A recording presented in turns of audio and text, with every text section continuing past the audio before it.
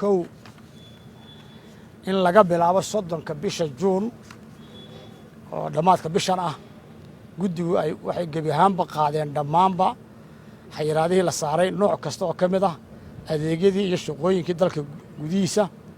kuwaasoo hor loogu xayiray xanuunka awgii sida adeegyadii waxbarashadii ganacsiga hoteeladii gaadiidkii wixii la mid ah waxa waajib ah in adeeg iyo shaqo kasta oo laga qaado xayiraado ay u hoggaansamaan dhammaan habraacyada qaranka ee loo dejiyey qodobka labaad waxay guddigu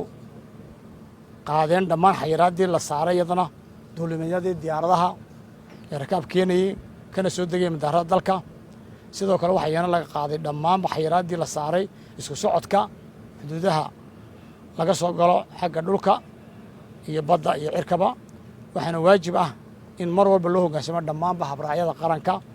ee loo dejiyey ka hortagga faafidda COVID-19 qodobka saddexaad waxay guddigu ku wargelinaysaa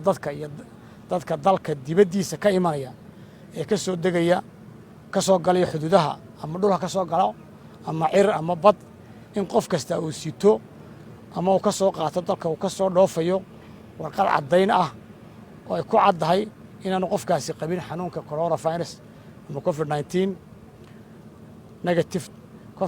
negative test certificate-nu sito warqadda caddaynta waa inaanay muddadeedu ka badnaanin 4 cisho maalinta uu qofka dalkaas soo galayo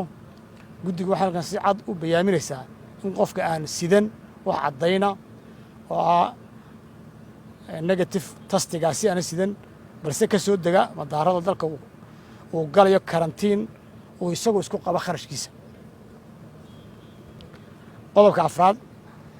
waxaa habraacyada loo dejiyey ka hortagga faafidda xanuunkan waa awaamiirka soo baxday guddiga qaranka ee ka hortagga COVID-19 oo leh awood sharci iyo mid fulineed sidaa darteed guddigu waxay bulshada ku wargelinaysaa cid kasta iyo hay-ad kasta iyo meherad kasta oo hoggaansami weyda habraacyada loo dejiyey waxay mudan doontaa ganax lacageed iyo weliba ciqaab xabsi ah haddii laga maarmaan loo arko macnuhu waxay murtida ku ururayaa haddaynu xayiraadihii qaadnay maaha fantashiru fil ardi maahine inaynu qof kasta iyadoo waxaan soo diyaarinaya ilaa bisha 30keeda waxaas habraacyadaasoo sawirraa oo kala goongooniya mid walba habraacii maskiidka laga dhaqmayey kii waxbarashada laga dhaqmayey kii hodheela laga dhaqmayey shaqo kastaba habraacii laga dhaqmayey oo sawirra oo muuqaal dalka ah oo aan ku faafin doono dhammaan magaalooyinka waaweyn dalka aan ku faafin doono marka taas waxaa la rabaa in la ixtiraamo oona ay noqonin uun waa layna fasaxay oo weli maadaama xanuunkii jiro aynu rabnay inaan saa hore u sheegnay inay mas-uuliyad dhammaanteena saaran tahay inaan wixii ilaalino kala fogaashihii afsaabkii